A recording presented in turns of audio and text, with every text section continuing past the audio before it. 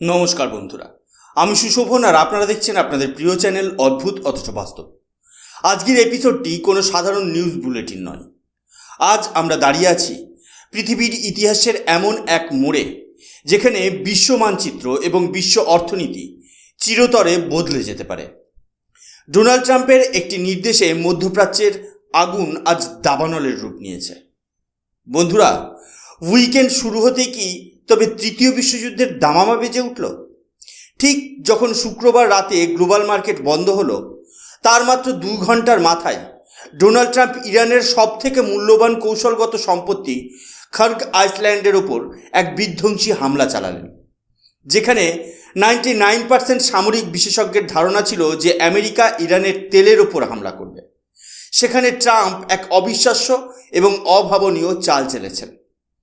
একদিকে 5টি American KC-135 স্টার্টো tanker ধ্বংস হওয়ার খবর আসছে, অন্যদিকে ট্রাম্প ওভাল অফিস থেকে সরাসরি হুমকি দিয়েছেন, তেল তো এবার ছেড়ে দিলাম, কিন্তু পরের বার ইরানকে পাথরের যুগে পাঠিয়ে দেব। বন্ধুরা, স্ক্রিনে আপনারা দ্য হিন্দুর এই হেডলাইনটি দেখুন, যেখানে পরিষ্কার বলা হয়েছে, Trump says US forces destroyed military targets on Iran's Kharg island. Trump দাবি করছেন এটি মধ্যপ্রাচ্যের ইতিহাসের সবথেকে বড় এবং শক্তিশালী বিগ বিউটিফুল বোম্বিং রেইড। কিন্তু বন্ধুরা, একটু গভীরভাবে লক্ষ্য করলেই আপনি এখানে একটা বিশাল রহস্য দেখতে পাবেন। প্রশ্ন হলো, ট্রাম্প ইরানের অয়েল ইনফ্রাস্ট্রাকচার বা তেলের রিফাইনারিগুলোকে স্পর্শ করার সাহস দেখালেন না কেন? কেন তিনি শুধু এয়ারফিল্ড, বাংকার আর রানওয়ে ধ্বংস করেই শান্ত থাকলেন? তেলের ডিপো তো পাশেই ছিল, তাহলে সেখানে মিসাইল পড়ল না কেন? এর পেছনে লুকিয়ে আছে এক ভয়ঙ্কর ভূ রাজনৈতিক সমীকরণ, যাকে আমরা জিওপলিটিক্সের ভাষায় বলি মিউচুয়ালি অ্যাসিউরড ডিস্ট্রাকশন বা সংক্ষেপে MAD। ট্রাম্প খুব ভালোভাবেই জানেন, যদি তিনি ইরানের তেলের পাইপলাইন বা রিফাইনারি ধ্বংস করেন, তবে ইরান কয়েক মিনিটের মধ্যে পুরো স্ট্রেট অফ হরমুজ জ্বালিয়ে দেবেন। এর ফলে বিশ্ববাজারে তেলের দাম এক রাতে $200 ছাড়িয়ে যাবে, যা আমেরিকার নিজের অর্থনীতিকে ধসিয়ে দেবে। তাই ট্রাম্প এখানে একটি ক্যালকুলেটেড রিস্ক নিয়েছেন। তিনি ইরানের সামরিক শক্তিকে আঘাত করে এটা প্রমাণ করতে চেয়েছেন যে আমেরিকা চাইলে যখন তখন হামলা করতে পারে, কিন্তু একই সাথে তিনি ইরানের অর্থনীতিকে ধ্বংস করেননি, যাতে পাল্টা আঘাতে আমেরিকার নিজে মুখ থুবড়ে পড়ে। একেই বলে দাবার বোর্ডের কিস্তিমাত করার আগে প্রতিপক্ষকে পরোক্ষ হুমকি দেওয়া। ট্রাম্প বুঝিয়ে দিলেন তিনি দরজা কড়া নাড়ছেন, ভেতরে ঢোকাটা শুধু সময়ের অপেক্ষা। এবার আসা যাক আসল ঘটনায়। আমাদের বুঝতে হবে এই খার্গ আইসল্যান্ড আসলে কি এবং কেন এটি গোটা বিশ্বের মাথা ব্যথার কারণ। পারস্য উপসাগর বা পার্সিয়ান গালফে অবস্থিত এই ছোট্ট দ্বীপটি আক্ষরিক অর্থেই ইরানের অর্থনৈতিক হৃৎপিণ্ড। বন্ধুরা, ইরানের প্রায় 90% তেল রপ্তানি বা অয়েল এক্সপোর্ট হয় এই একটি মাত্র দ্বীপের বন্দর দিয়ে। সহজ ভাষায় বললে, এই দ্বীপটি যদি মানচিত্র থেকে মুছে যায়, তবে ইরানের অর্থনীতি মুহূর্তের মধ্যে দেউলিয়া হয়ে যাবে। ইতিহাসের দিকে তাকালে আমরা দেখব এই দ্বীপটির গুরুত্ব ইরান কয়েক দশক আগেই টের পেয়েছিল। 1980-র দশকে যখন রক্তক্ষয়ী ইরান ইরাক যুদ্ধ হয়েছিল, তখন সাদ্দাম হোসেন বারবার চেষ্টা করেছিলেন এই খার্গ আইসল্যান্ড ধ্বংস করে দিতে, কিন্তু ইরান এই দ্বীপটিকে এতটাই সুরক্ষিত করে রেখেছে যে সাদ্দামও একে পুরোপুরি স্তব্ধ করতে পারেননি। ট্রাম্প এবার সেই একই রাস্তায় হাঁটলেন, কিন্তু একটু অন্যভাবে। তিনি এই আইল্যান্ডের উত্তর অংশে হামলা চালিয়েছেন এবং ওপেন সোর্স ইন্টেলিজেন্স বা OSINT ডেটা বিশ্লেষণ করলে দেখা যাচ্ছে ট্রাম্প অত্যন্ত সুপরিকল্পিতভাবে 3টি নির্দিষ্ট জায়গা গুড়িয়ে দিয়েছেন। প্রথমত, ট্রাম্প টার্গেট করেছেন খার্গ আইসল্যান্ডের উত্তরে লুকিয়ে রাখা ইরানের বিশাল অস্ত্রের ভাণ্ডার বা অ্যামিউনিশন বাংকারগুলো। ড্রোন এবং স্যাটেলাইট ইমেজ থেকে স্পষ্ট যে এই বাংকারগুলোতে বিধ্বংসী বিস্ফোরণ ঘটানো হয়েছে, যাতে এই দ্বীপে মোতায়েন ইরানের সৈন্যরা পাল্টা আক্রমণ করার শক্তি হারিয়ে ফেলে। দ্বিতীয়ত, তিনি আঘাত করেছেন দ্বীপের একমাত্র রানওয়ে এবং হ্যাঙ্গারের উপর। এর উদ্দেশ্য খুব পরিষ্কার, যাতে ইরানের কোনো যুদ্ধবিমান বা ড্রোন সেখান থেকে উঠতে না পারে।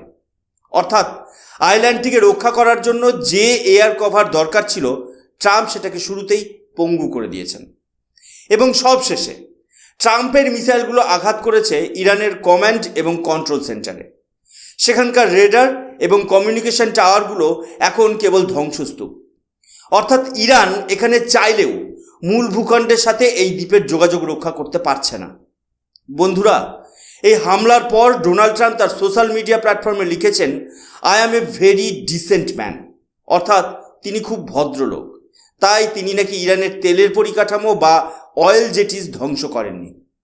কিন্তু আমি আপনাদের বলছি, এটা কোনো ভদ্রতা বা মহানুভবতা নয়, এটা আসলে ট্রাম্পের এক চরম রাজনৈতিক বাধ্যবাধকতা বা জিওপলিটিক্যাল অব্লিগেশনস। ট্রাম্প জানেন যে যদি তিনি তেলের জেটিগুলো উড়িয়ে দিতেন তবে বিশ্ববাজারে তেলের সাপ্লাই চেইন ভেঙে পড়ত, আর তার ফলস্বরূপ খোদ আমেরিকাতে পেট্রোল ডিজেলের দাম এতটাই বেড়ে যেত যে ট্রাম্পের নিজের গদি টলে যেত। তাই ট্রাম্পের এই ভদ্রতা আসলে একটি ক্যালকুলেটেড স্ট্র্যাটেজি। তিনি সাপও মারলেন অথচ লাঠিও ভাঙল না। ইরানের সামরিক শক্তিকে দুর্বল করলেন কিন্তু তেলের বাজারকে শান্ত রাখলেন। একেই বলে জিওপলিটিক্সের দাবার বোর্ডে কিস্তিমাত করার আগে দেওয়া চরম এক সতর্কবার্তা। আপনারা এই হেডলাইনটা খেয়াল করুন, কেন প্রিজার্ভড অয়েল ইনফ্রাস্ট্রাকচার? কারণ ইরান আগে থেকে রেড লাইন টেনে দিয়েছিল। ইরানের আর্মেড ফোর্সেস পরিষ্কার জানিয়েছে, যদি আমাদের তেলের কূপে আগুন লাগে তবে গালফ রিজিয়নের একটি দেশেরও তেলের কূপ আস্ত থাকবে না।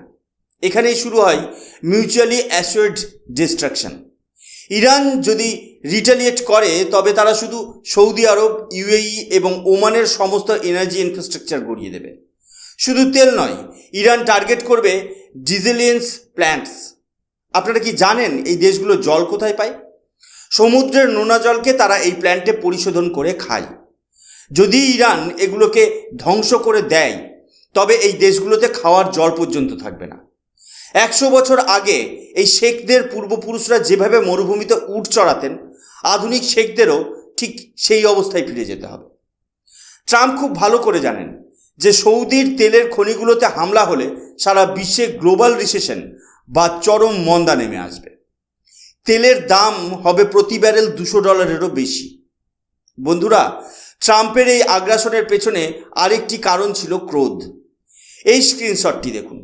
ওয়াল স্ট্রিট জার্নাল রিপোর্ট করছে যে ইরানের মিসাইল হামলায় আমেরিকার 5টি KC-135 স্ট্রেটো ট্যাঙ্কার ক্ষতিগ্রস্ত হয়েছে। এই বিমানগুলো হলো আমেরিকার এয়ারফোর্সের ফুসফুস।